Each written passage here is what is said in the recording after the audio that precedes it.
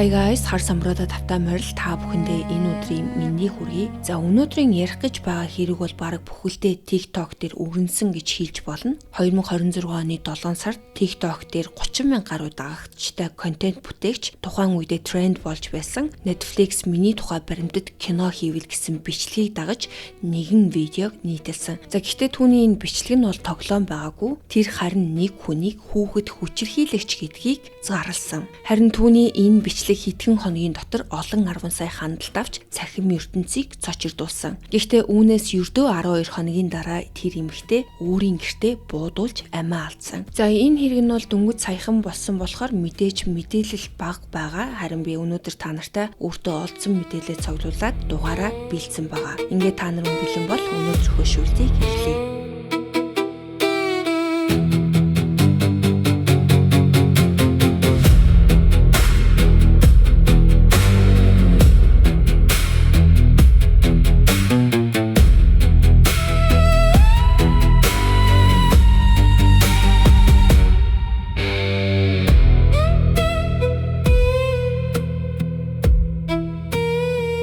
Сара Гилсон 82 оны 11-р сарын 3-нд төрсэн Калифорни мужийн Сан Диего хотод гэр бүлийнхээ хамт өссөн байна. За түүнийг багаас нь ирч хүүчтэй, баяр баясгалантай үргэлж аз жаргал цацруулж явдаг байсан хүүхэд гэж эргэн тойрных нь дурсдаг.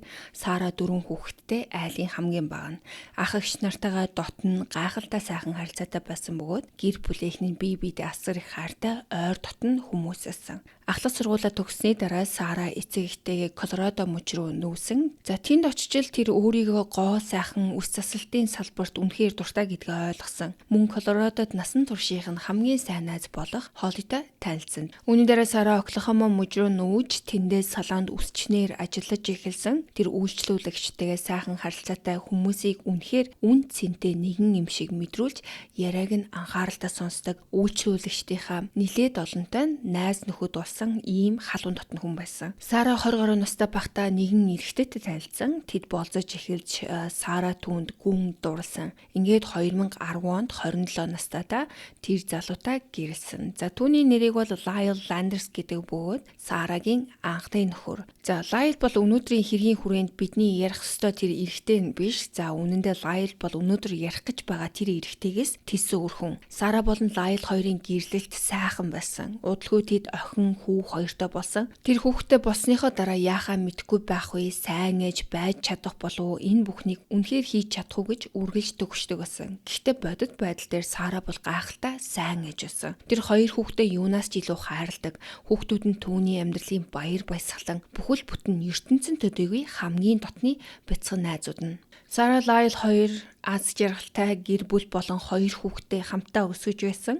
Тэд бат бөх эв нэгдэлтэй гэр бүл байсан. Хожим Lyle Sarаг дотрооч гаднаач үнэхээр үзэсгэлэнтэй хүн байсан гэж дурссан. Тэр хүмүүсийг ямар нэгэн шүүлт ялгуурлалгүйгээр чин сэтгэлээсээ хайрладаг нэгэн. Мөн тэдний хамтаа бүтээсэн хамгийн том амжилт нь хоёр хүүхэдэнд байсан гэж Lyle хэлсэн. За гэхдээ 2019 онд Сара болон Lyle хоёр гэрлэлтэд цуцлуулсан. Гэхдээ энэ нь хэрүүл маргаан үзэн ядалтаар дүүрэн салалт байгаагүй. Тэд хоёулаа хүүхдүүдийнхээ сайн сайхны төлөө тустай байх нь хамгийн зөв шийдвэр гэж үзсэн. Тэдний хувьд хамгийн чухал зүйл нь өөрсдийнх нь хүсэл биш, харин хоёр хүүхдэд нь юу хамгийн сайхан байх вэ гэдэг асуудал. Салсныхаа дараач Lyle болон Сара хоёр эргүүл хүндэтгэлтэй харилцаагаа хадгалж үлдсэн. Тэд хүүхдүүдээ хамтран өсгөж байсан. Салдаас нь болж хүүхдүүд нь ямар нэгэн байдлаар хохирч юугаарч дутагдах эсгүй байсан гэж үздэг байсан. Гэрлэлтэд цуцуулсны дараа Сара хэсэг хугацаанд ганц бие явсан. Тэр энэ хугацаанд өөртөө хүүхдүүдэд болон ажил мэргэжилтэд бүх анхаарлаа хандуулахыг хүссэн.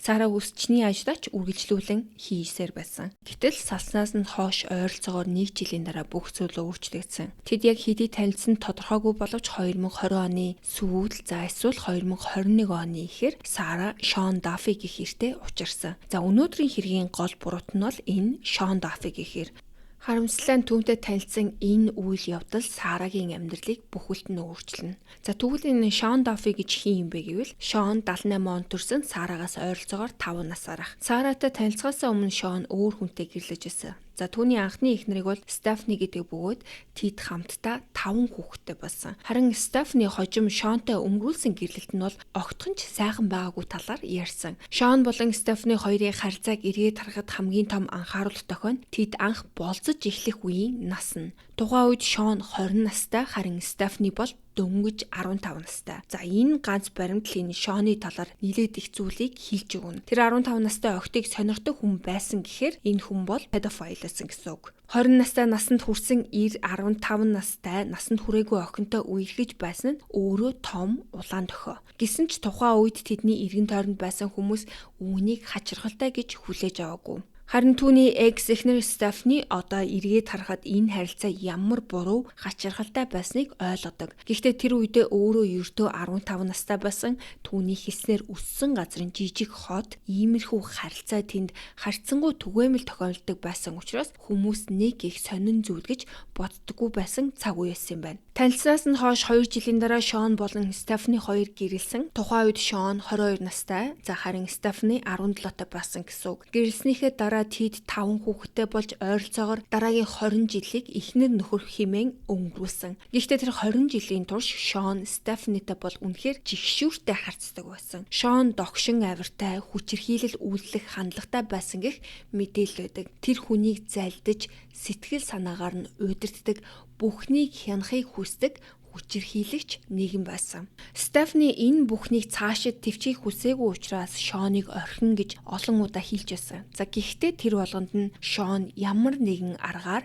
Стефанийг өөрийнхөө хяналтанд байлгаж үлдэхээс өөр аргагүй юм шиг болгодог байсан. Яг яаж түүнийг хажуудаа үлдээдэг байсныг бол би баттай мэдэхгүй. Гэхдээ эхэндээ үзүүлж байсан шигээ хит их хайр халамжаар бөмбөгдөж өөрчлөгдөн гэж амлчаад дараа нь хизээч амлалтаа биелүүлдэггүй байсан болооч гэж бодогдсон. Гэхдээ Шоны хийдэг байсан нэг зүйл баттай бөгөөд өнөөдрийн хэрэгтэй маш чухал холбоотой. Тэр өөрийнхөө экс эхнэрийг би чамааг алчаад өөрийгөө ч гэсэн ална гэж сүрдүүлдэг байсан. Та нар хэрэгээ сонсчоод дараа нь яагаад энэ үг чухал ач холбогдолтой болохыг ойлгох бах. Ингээд 2018 онд ойролцоогоор 20 жил үргэлжилсэн гэрэлтийн дараа Стефани эцэст нь хүчирхийлэгч хүнийг удирдан захирдаг Шоноос салсан. За ингээд Шон хэсэг хугацаанд ганц бие явсан. Энэ нь Сара анхны нөхөр Лайласаа салж байсан үедээ бараг л давхцдаг. Өмнө нь хэлсэнчлэн Сара болон Шон хоёр 20 оны сүүлөө эсвэл 21 оны ихэр танилцж болцож эхэлсэн.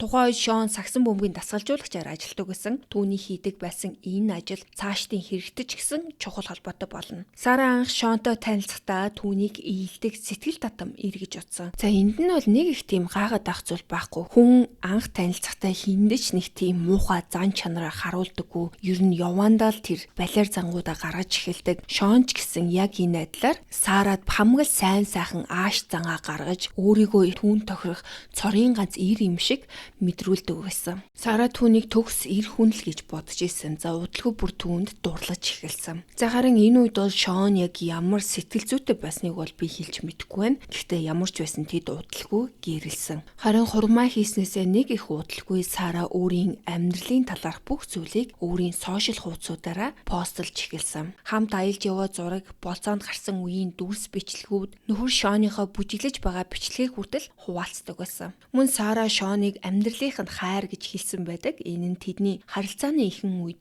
Шон ямар их залтай, хүнийг татах чадвартай байсныг харуулж байгаа юм шиг. Энэ үед Сарагийн 2 хүүхэд ч гэсэн нэлээд том болсон. Сара хүүхдүүдийнхээ хамт Шонтой нэг гэрт амьдарч ингээд гэр бүл болсон. Тэд Оклахома мужийн Коллинсвилл хотод амьдардаг байж. Гаднаас нь харахад тэд бусадтай адил энгийн нэг гэр бүл аз жаргалтай хүмүүс юм шиг харагддаг. Тэдний амьдралыг гаднаас нь харсан хинч гэсэн Шон Даффиг хүнийг заллиж удирдаг, хит хяндаг, хүчирхийлэгч педофил гэж төсөөлөхөргүй. Гэхдээ үнэндээ тэр яг тийм хүн байсан. За гэхдээ энэ асуудал руу орохоос өмнө Сара болон Шон хоёрын гэрлэлт нь айл хэдийн муудаад эхэлсэн байсан. Сара нөхөртөөгөө холбоотой олон асуудалтай тулгарч эхэлсэн. Яагаад тэгэхээр Шоны зүүж явсан тэр баг нь эцэстээ тайлагдаж жинхэнэ төрх нь ил гарч эхэлсэн. Энэ бүхэн 2021 онд тэдний харилцаа эхэлснээс хойш хэдхэн сарын дараа болсон. Сара удалгүй Шоныг сэтгэл хөдлөө хянаж чаддаггүй, аюултай, догшин авиртай хүн гэдгийг ойлгосон. Тэр хүчирхийлэл үлддэг. Сараг хит, хянаж, сэтгэл санаа болон бие махбодын хувьд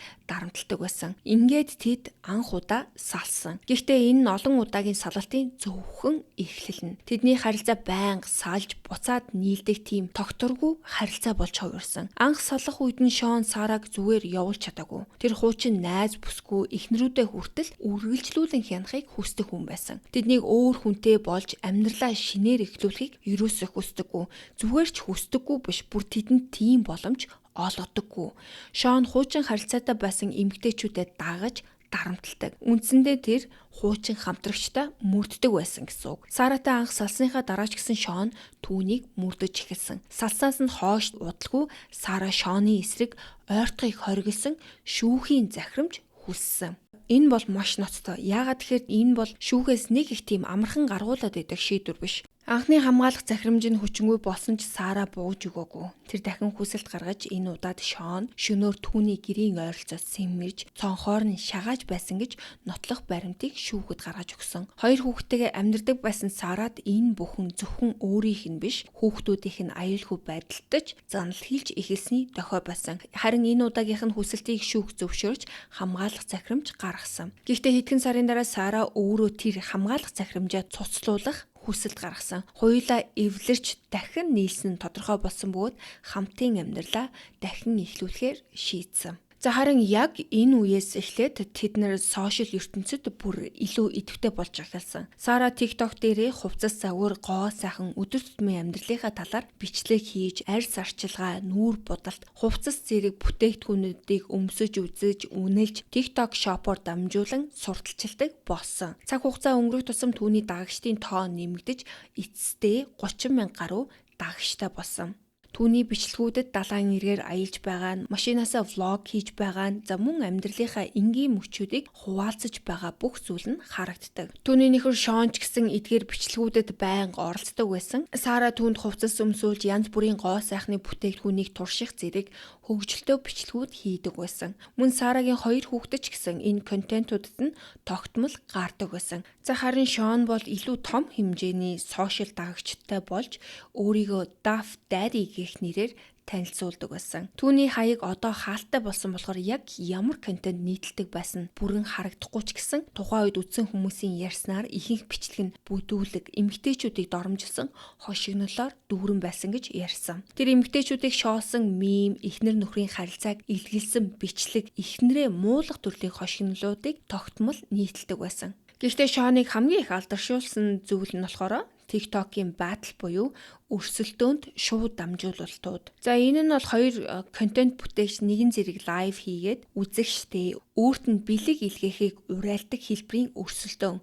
Илүү их бэлэг авсан хүн нь ялагч болдог. Шон энэ төрлийн лайвуудаар маш их нэр хүндийг олж томоохон TikTok бүтээгчтэй хүртэл өрсөлдөж эхэлсэн. Эцэст нь түүний дагагчдын тоо бүр 340,000 давсан байна. Сошиал дээр Сара болон Шон хоёр бол яг л нэг төгс хос шиг харагдаг. Шон өөрийгөө халамжтай нөхөр, сайн аав гэж харуулахыг үргэлж хичээдэг. Гэхдээ бодит байдал огт өгөр. 2024 оны 11 сар гэхэд тэд 3 жил хамтдаа амьдарсан байсан. Энэ хугацаанд тэд гэр бүлийн зөвлөгөөнд хүртэл хамрагдсан. Гэхдээ энэ нь бол ямар ч үр дүн өгөөгүй, харин ч нөхцөл байдал улам дордж исэн. Сарагийн төлөө хамгийн их санаа зовдөг хүмүүсийнх нь нэг нь түүний хуучин нөхөр, хоёр хүүхдийн аав Лайл байсан.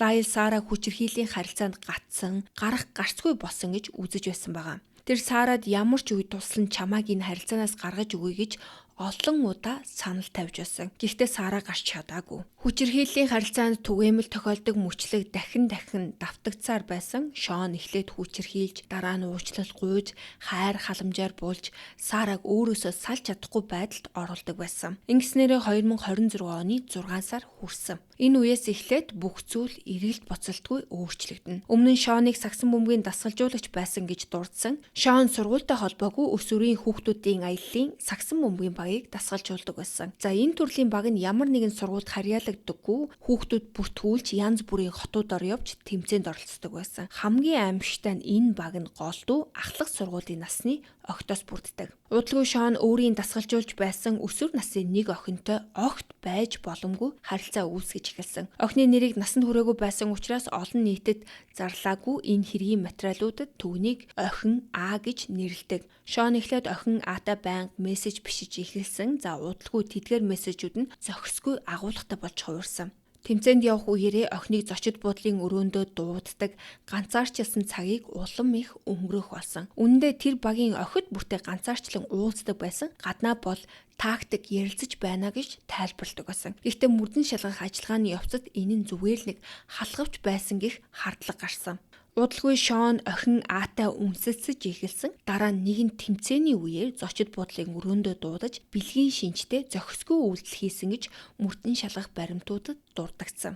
Охин Агийн ээж тухайн тэмцээний үеэр ойролцоох зочид буудалд байрлаж байсан нь энэ хэргийн эмнэлтэй хэсгүүдийн нэг. Өөрөөр хэлбэл охины ээж хэдхэн минутын зайд байсан ч Шон бол огтхон ч эмээгээгүй. Тэр өөрийгөө баригдахгүй охин Аг бүрийн хяналтандаа байлгаж чадна гэдэгтээ итгэлтэй байсан гэсэн үг. Зохисгүй харилцаа нэлээд удаан үргэлжилсэн. Охин Ад болсон бүхнийг хиндэж хэлэхгүй байхыг хүсэж мөнгө хүртэл өгдөг байсан. Гэхдээ энэ бүхэн удаан нуугдаагүй.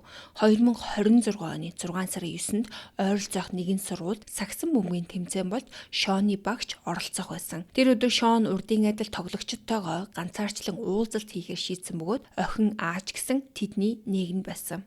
Тэр хувийн уулзалтын үеэр Шон дахин охинд хүч хэрэглэн ойртож, үнсэж, зохисгүй байдлаар биед нь хүрсэн. За харин яг тэр мөчид өөр нэг дасгалжуулагч Шоныг хайж явсаар тухайн өрөөний гадна ирсэн. Цонхоор нь шагаахад Шон 15 настай охиныг үнсэж байхыг өөрийн нүдэрээ харсан. За ингээд Шон энэ удаа үйлдэл дээрээ шууд баригдсан. Энэ нь түүний хэр зоригтой бас өөрийгөө шийтгэхгүй гэдэгтээ хэр итгэлтэй байсныг харуулдаг. Олон хүнтэй тэмцээний үеэр хинч өнгөрөх боломжтой цонхтой өрөөнд хүүхэдтэй ийм үйлдэл хийж байсан нь үүнийг нь илтгэдэг. Нөгөө дасгалжуулагч тэр даруй хөндлөнгөөс оролцож болсон явдлыг охин Агийн эцэг эхт нь мэдэгдсэн. Хүүхдээ өөрийнх нь дасгалжуулагч бэлгийн шинжтэйгээр хүчирхийлсэн гэх мэдээг сонсон охин Агийн ээж цочирдож охинтойгоо ярилцахад энэ нь ганц удаагийн хэрэг биш болохыг мэдсэн байна. Охин А түүнд Шон удаан хугацааны турш зохисгүй мессежүүдийг илгээдэг байсан. Тэмцээний үеэр зочид буудлын өрөөндөө дуудаг байсан. Биед нь хүрдэг байсан. За мөн энэ бүхнийг хиндэж хэлэхгүй байхыг хүсэж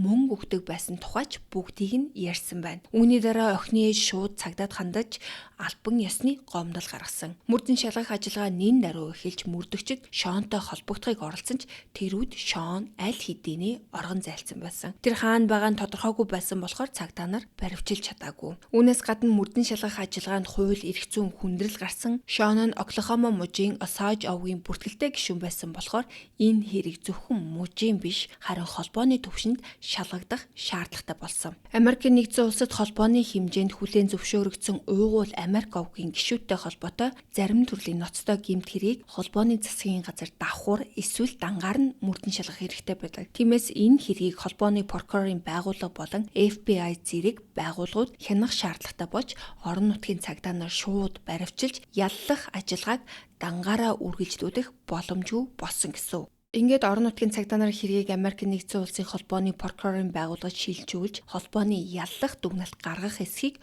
хүлээхээс өөр аргагүй болсон. За энэ бүх хүнд суртал, хууль, эрх зүйн ажиллагааны улмаас Шон эрх чөлөөтэй явсаар байсан. Хэрвээ тэр өдрийн шууд баривчилсан бол магадгүй дараа нь болох олон эмгэнэлт үйл явдал огт тохиолдохгүй байсан байх магадлалтай. Шон оргон зайлсан тэр үед мөрдөн байцаагчид Саратай холбогдож нөхрийнх нь эсрэг шалгагдаж байгаа хэргийн талаар бүх мэдээллийг түүнд дуулгасан. Тэд Шоныг 15 настай охинтой зохисгүй харилцаа үүсгэж бэлгийн хүчирхийлэл үйлдсэн хэрэгт шалгаж байгааг тайлбарласан. Сарагийн хувьд бол энэ бол асар том цохилт. Тэр өөрөө 2 хүүхдийн ээж байсан, харин тэдний нэг нь охин.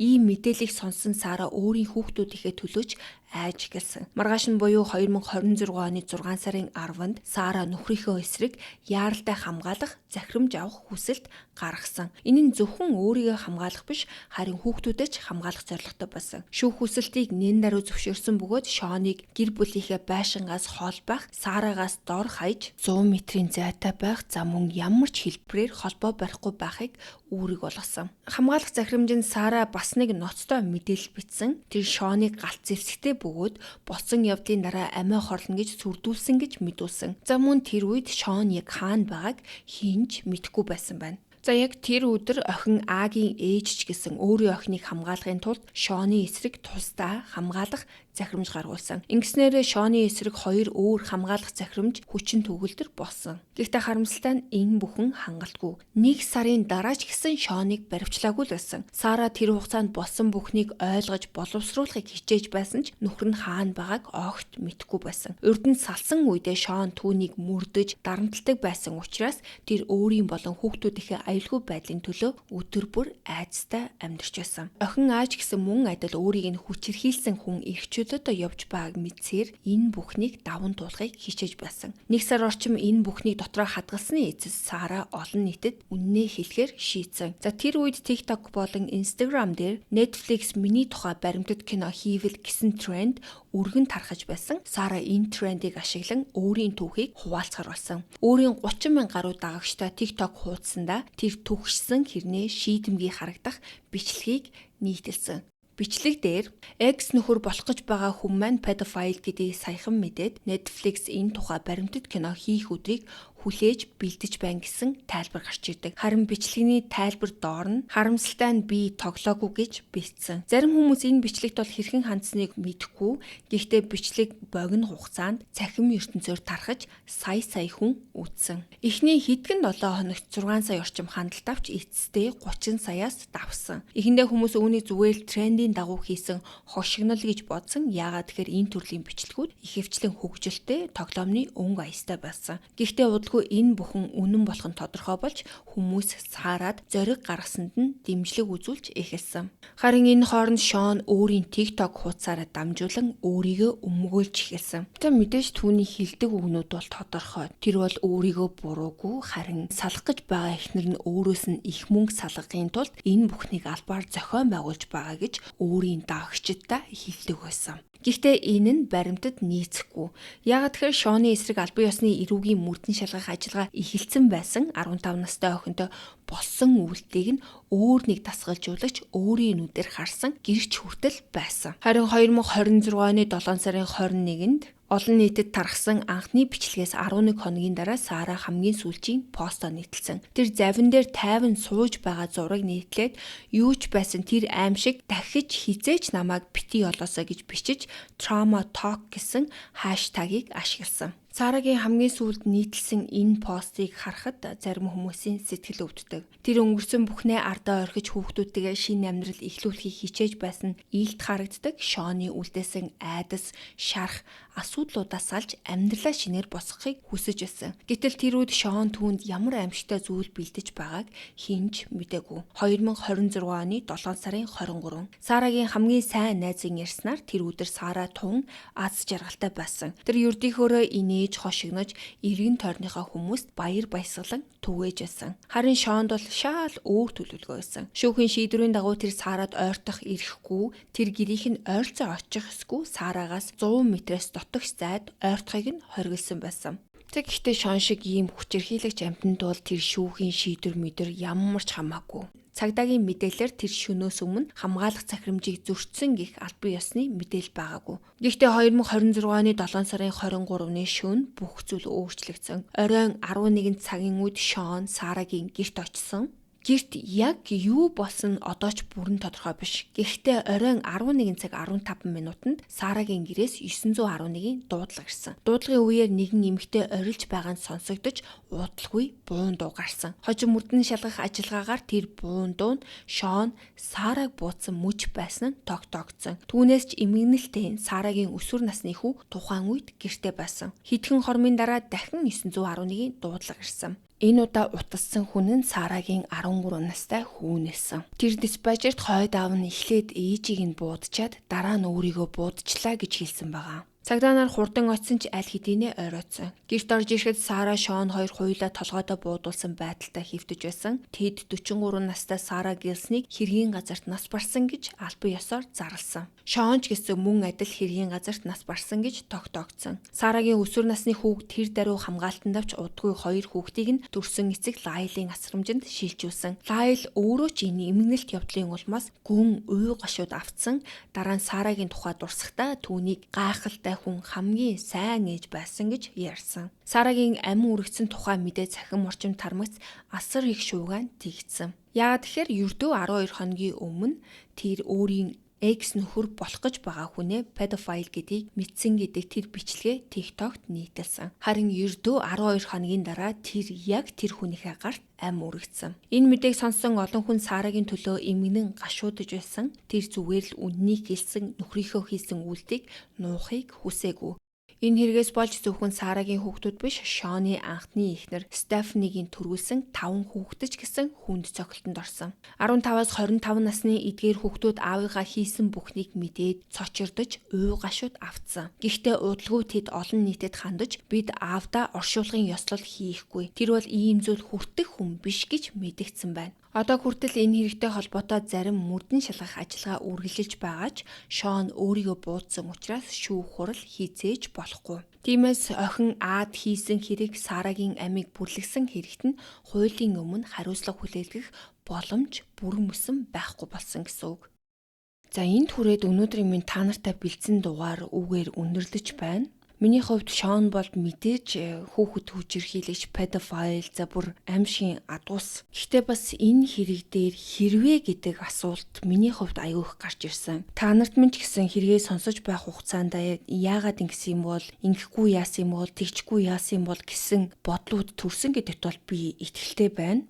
Миний хувьд Сарагийн талаар нэлээд хэдэн эргэлзээтэй бодолтой үлдсэн. Гэхдээ энэ хэрэг бол надад сошиал медиаг ашиглахдаа за хичнээн үнэн байсан ч гэсэн хизээ хэрхэн хинд хандаж юуг постлох вэ гэдэг маш чухал юм байна гэдгийг сануулсан ийм хэрэг байлаа. Ингээд өнөөдрийнхөө дугаарыг эхнээс нь дуустал нь сонссон та нартай баярлалаа. Дараагийнхаа дугаараар уулзлаа. Баяр таа.